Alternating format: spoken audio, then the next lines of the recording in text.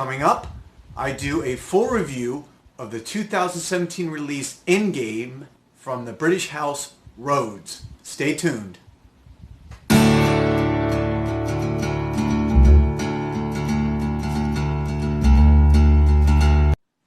Welcome back, everybody. This is Joel the Nose coming to you from Miami as usual.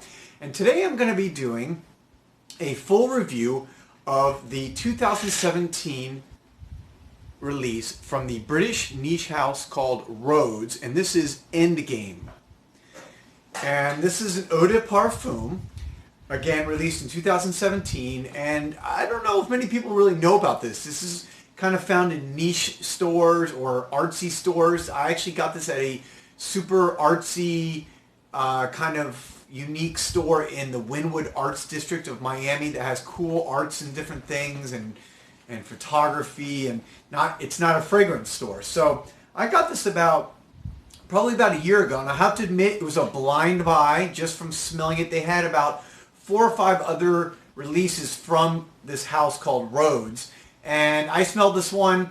I immediately took to it and I bought it, and fortunately I liked it because blind buys are not wise, and I don't do that anymore, especially over a niche fragrance, because this retails for somewhere in the neighborhood of, for a 50 ml bottle, it's around $150, $160. So this, it's not cheap. Anyways, again, this is In-Game, and this came out from the perfumer. His name is Cello Fadelli. Again, it's a unisex eau de parfum 2017.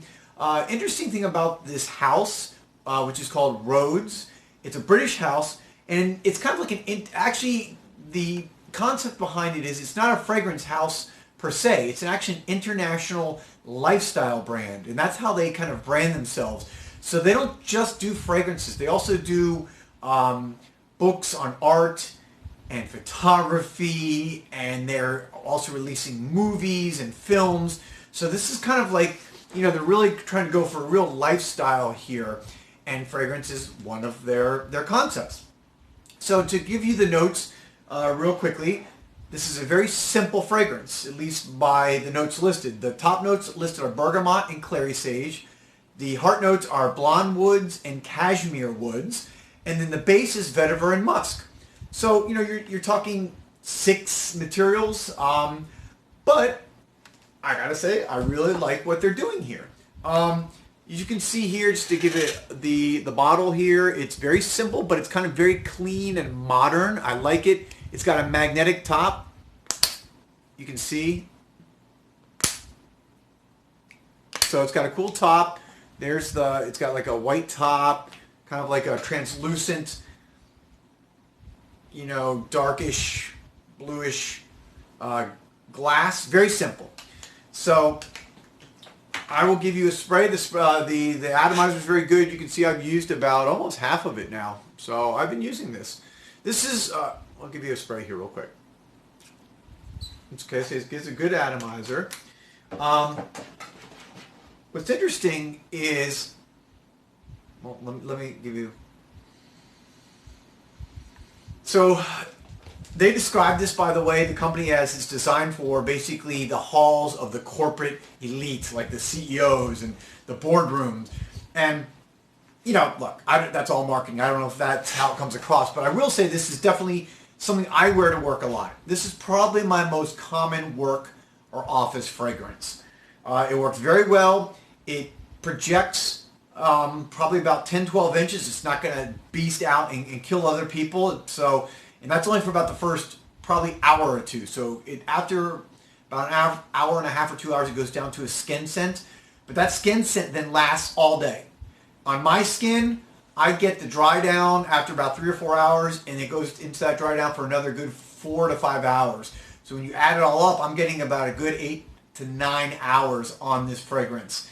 So this is a very versatile, good, everyday fragrance for the office. I use it again. It's probably my most relied upon for the office. That initial spray that I just gave, right off the bat, you get the woods. So it's a little citrus. You get a little citrus from the bergamot, the Clary sage.